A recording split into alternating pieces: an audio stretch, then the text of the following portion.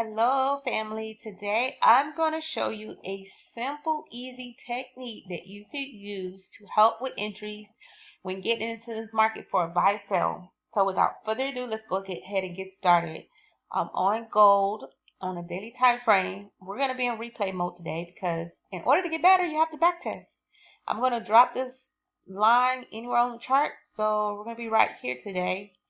And right now, it looks like I'll be looking for a buy because it's coming up on the market right now, where it's at right now, it's going to be coming up on a demand zone. Now, remember, supply and demand for me is whatever the last selling candle that pushed the market up and breaks structured. I boxed that candle up, and that is my supply zone. I mean, my demand zone in this case. And so I'm going to just go ahead and drop to the 15 minute time frame so we get right to the strategy.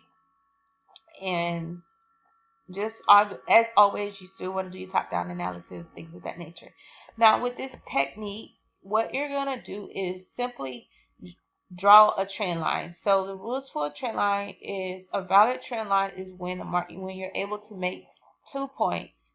And so as you can see, this market was in a downtrend, and you will not be able to create a trend line at this point until you get a pullback. So if you wanted to, you could have started from this initial move, the start of the move down, okay? And let me pull out my ray. I pull out my ray, and what you could do is from that start, where you're going to take the trend line and just pull it down to wherever it touches first, whatever point that it touches first. Now say all of that to the right didn't happen. Wherever that market touches first, you do want a pullback of that move for it to be a healthy trend line, because right now this trend line is way too steep. When the market creates a new low, you're going to adjust your trend line. So see how it created a new low? You're going to adjust it. You're going to wait for that pullback. So let's start this over again. I want to show you the pros and cons. You have to get good at drawing trend lines. So we created a new low right here. We're looking for that pullback. And we're going to see if this is going to be a valid one right here. And it looked like it will be. Nope, it created a new low. Okay, so we just gotta wait a little bit. You can still draw your trend line, but the moment okay, there we go. It pulls back. It finally pulls back into this trend line. Okay, so let's recap. This market, when it creates a new low, it's a reset. You're waiting for that pullback until it starts and creates a new low. When it breaks this swing low and creates a new low, then you can use this point and this point to connect a trend line. Now that you have that, what you're going to do is use confluence in this technique. You're going to wait for the market to break above the trend line. That's confirmation number one. I say again, you're going to wait for the market to break above the trend line as confirmation number one. If this market has a steep trend line, you're going to use the last area that pushed that market down, which is your resistance area, and you're going to just draw a zone from wick to body and also wait for that market to break above that zone. That is if you're not looking to do a high risk entry. Now, step number 2 would be confluence. You're going to wait for the break.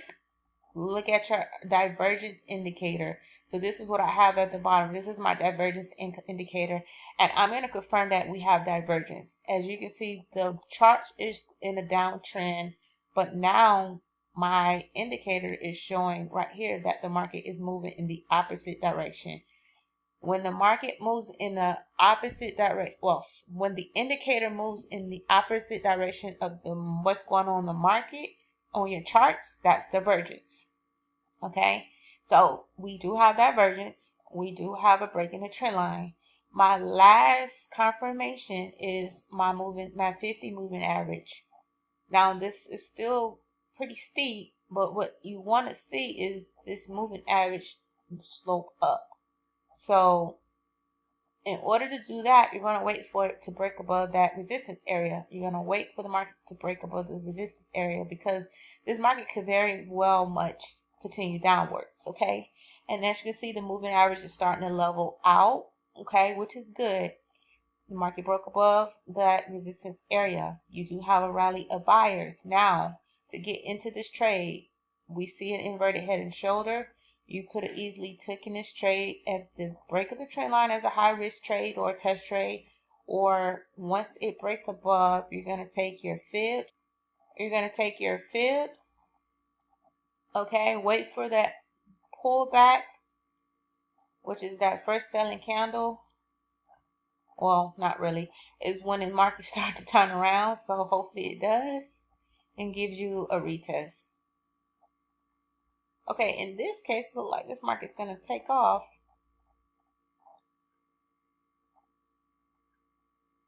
Yep, this market's showing out today. Ooh, it looks like it's going to come back. Okay, it did. I was like, what happened? Okay, so be patient. This is why you got to be patient. So we identified that this is the impulse leg here. You know, market went up, did its thing. Take our fibs to swing high, to swing low. Your swing points is when you have your highest point and then the market start to make a U-turn around. And that's where you connect it. Now, where am I taking my entry? On your fibs, you can look to take entry in the area of between the 50% and the 618. So I'm going to go ahead and move the zone up to here. We're going to call this the green zone, the money zone, right? So you could market execute for the buy up, okay, at that point. Because you got all your confirmations. Now the drawdown for the 618 would have been about this many pips. You can easily adjust this strategy to your fitting. This is gold, so we know how gold can be.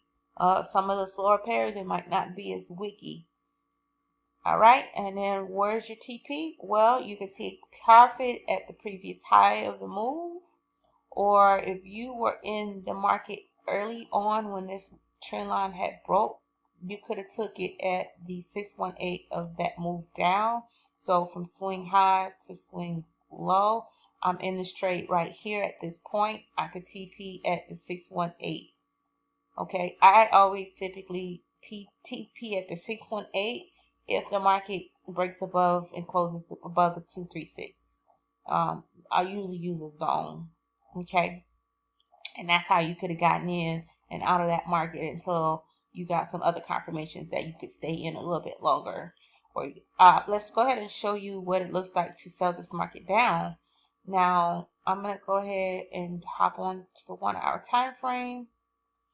And here is an area of interest right here. This is a supply zone. This is the last buying candle that pushed this market all the way down, broke structure. So we're going to mark this red.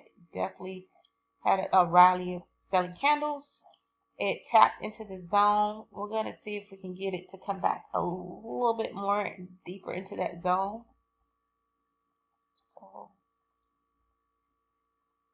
okay, it does. So let me, all right. Supply zone, the market is here. We go to the 15-minute. We draw a trend line. We need to make sure we have 2 points. You need a pullback, so it moves, it pushes up, the market pushes up and it pulls back right here. Now I can create my 2 points from here and here, from the swing low to the pullback, okay? Just to be direct. That's step 1. Step 2 is I'm now waiting for the market to break and close below that trend line. So the market it breaks below this trend line. Okay. Step 3 is divergence. Do I have divergence? Well, this market from here to here is going up. So I can confirm that from this move here to this move here at the top before it start making lower lows right here. And on my indicator, okay, it's still doing the same thing up until this point right here. So somewhere in this move, from here to here, it started going the opposite direction of what the market was doing, because it was still going up. That's the confirmation that I have divergence. Remember, indicators are lagging, so you have to get good at identifying divergence on your own. So I confirmed divergence. I confirmed the break in the trend line. Now my MA is still below. Okay, I do want it to curve down a little bit more. So if you're looking to take this trade as a test trade, you can do so once it pulls back the 50% of that move, and you can take the sell as a test trade, and you can take it down to, well, this is a lot of structures, so this is a lot of consolidations. In this case, I would probably set 20 as my standard, and then probably take it to here somewhere. All right, let's get back on the 15-minute time frame. All right, so enter right here because this is 50% of this, and then TP in that green zone, okay? Or at the 20 pips, it's up to you. So I TP'd out, I'm good to go. And if you're looking to get back in this market, wait for, so you do the same thing. When whatever zone you're in, you just wait for the break of the trend line. This is very simple, okay? I encourage you to back test, and the more you get good at identifying the change in direction, the weakening of the trend, the break in the trend line, the pullback, you'll catch some good moves. You'll be in and out of the market. So I hope this added value to you. If you have some questions, please feel free to comment, like, and subscribe. I'll get back to you. Until then, happy trading. I hope you have a blessed 2023. Take care, and I'll see you on the next one.